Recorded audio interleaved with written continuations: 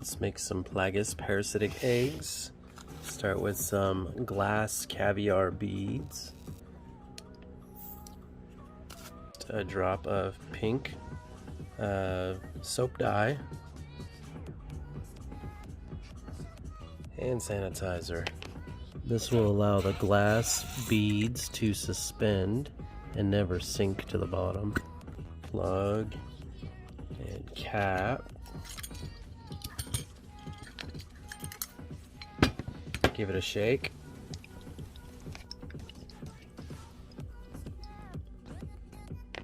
Label.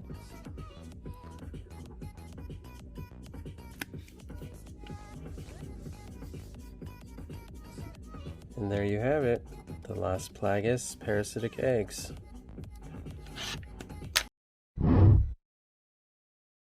While you're busy sitting in your bedroom jerking off to cartoon girls, I'm out in the real world, being an alpha, going to clubs, getting wasted, and smashing hot chicks.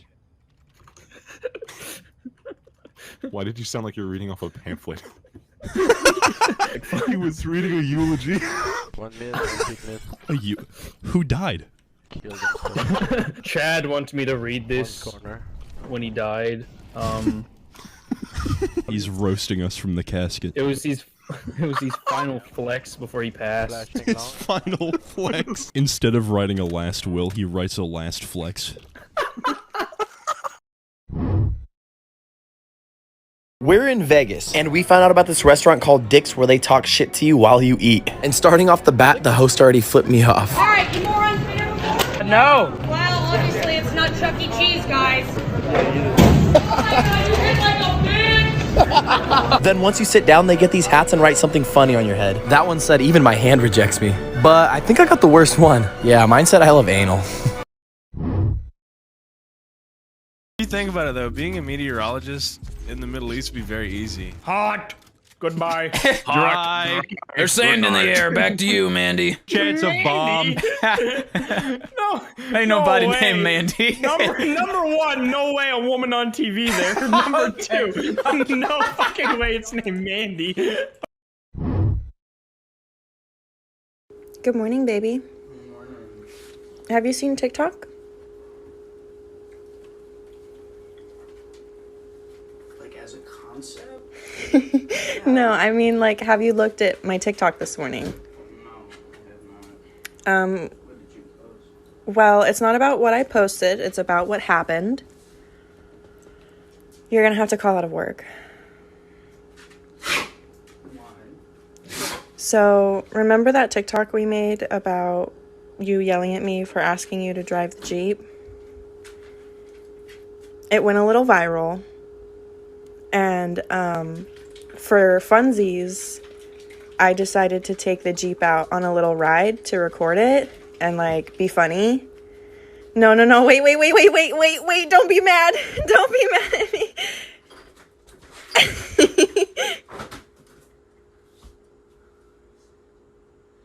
Fucking God.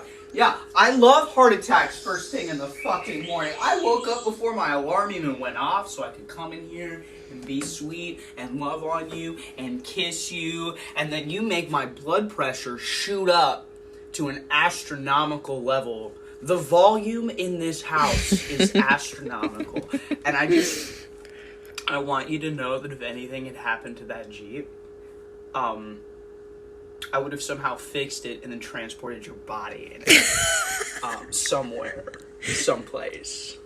I'm glad this is really funny for you because Jesus fucking Christ.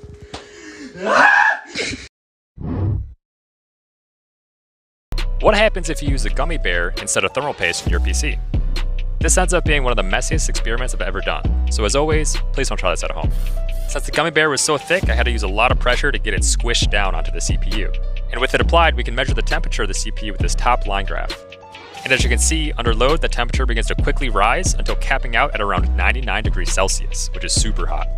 So hot, in fact, that it completely melted the gummy bear and allowed it to reform all around the CPU.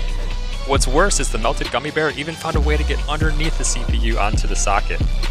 This will be a tough one to clean up, but on the bright side, it does look delicious.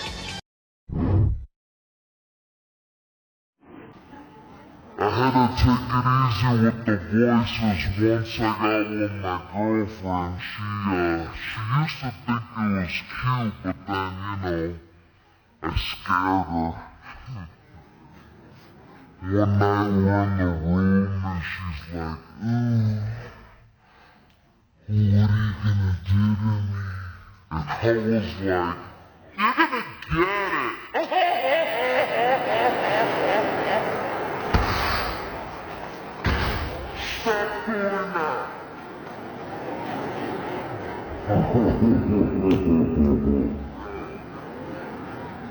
We used to roleplay.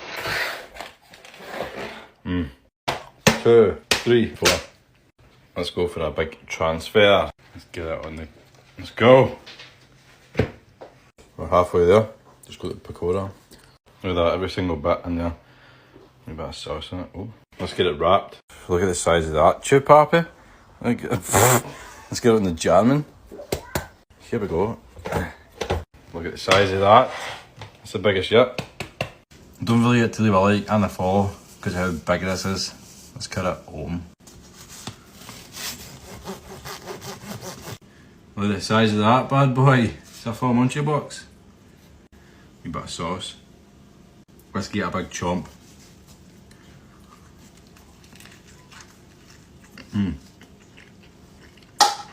Bushing. My first time watching the women's Olympic volleyball last night. 1 minute in there was already a wrist injury.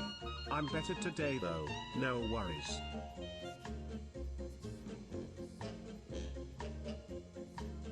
Wait, why would you have a...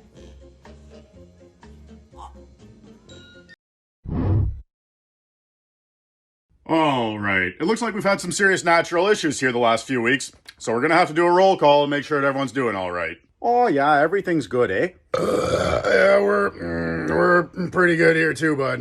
Except for the fucking crackheads, if you know what I mean. What? Holy fuck! What's going on over there, bud? Mo, they're windy as fuck, Esty. They had a tornado and shit roll through there. Well, fuck me, silly.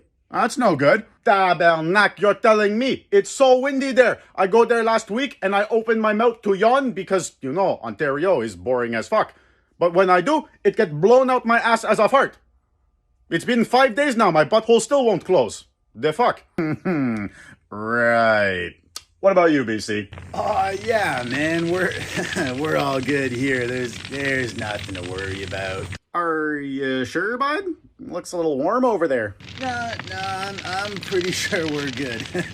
I like your new name tag, though. Name tag? Oh, what the fuck? My name is New Brunswick, not Brunsy. We're not making this a thing. Yeah, see, we had a vote, and it turns out no one gives a fuck.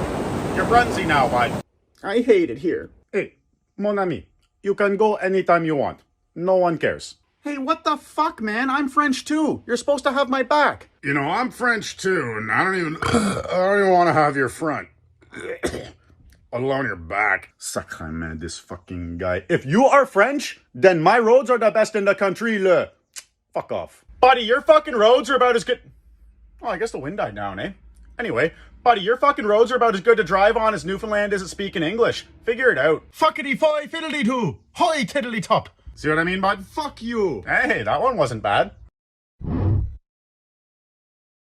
What your favorite multiplayer game says about you. Fortnite. You're dedicated to learning new skills, which is how you manage to get so good at building. However, you have the social skills of a dead lobster. You might be able to build to the top of the map in 3 seconds, but you're not capable of building one coherent sentence to the opposite sex. League of Legends. You enjoy the adrenaline rush of being hurt. You've uninstalled this game 38 times and you swear that you're never gonna come back, and yet you always do because you tell yourself, it'll be different this time. Also, you take zero accountability for any of your mistakes. It's always somebody else's fault. Counter-Strike. You have a god complex. You think that just because you're good at CS that you're good at every video game known to humans. You also value the worth of human life based on what knife skins they own. StarCraft 2. You're Korean. What's that? You're not Korean? Okay, then you probably wished you were Korean. You don't wish that you were Korean? Then you're probably just bad at this game. Like for a part 2.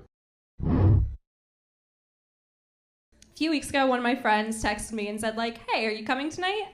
And it was a Friday. I assumed we were going to a party, so I said yes. And I worked at a bar at the time, so I decided to get the party started. And as I was walking to her house, I realized, like, I'd pre-gamed a little too hard. But, like, it happens. And then I got to my friend's house, and one of my other friend's parents were there, which was kind of weird. And then everyone was sitting in a circle, which was weirder. And then my friend Marianne, who invited me, says, "Emma, we love you, but we need to talk about your drinking." I was like, oh, I'm drunk at my own intervention. That's embarrassing. Oh, and then I was like, wait, my name's not Emma. I'm drunk at someone else's intervention.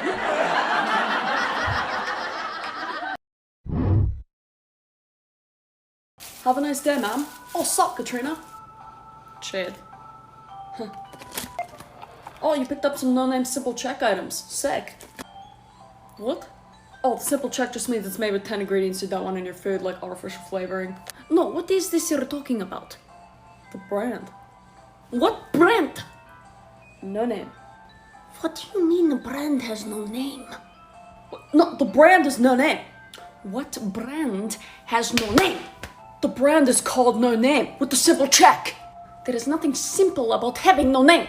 Oh my god, whatever. Enjoy your No Name Simple Check items. Oh, no name and simple. Exactly. Just like you. What?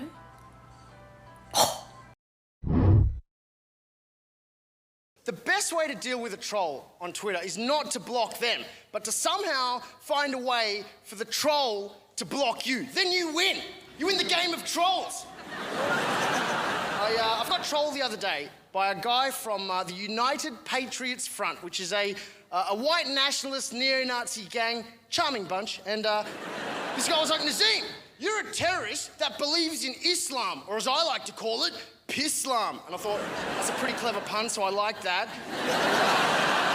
But then I went on Facebook and I found a photo of his family. I photoshopped my face onto his wife's face, and I sent it to him. He didn't block me. I was like, shit, that's all I got. That's my A game.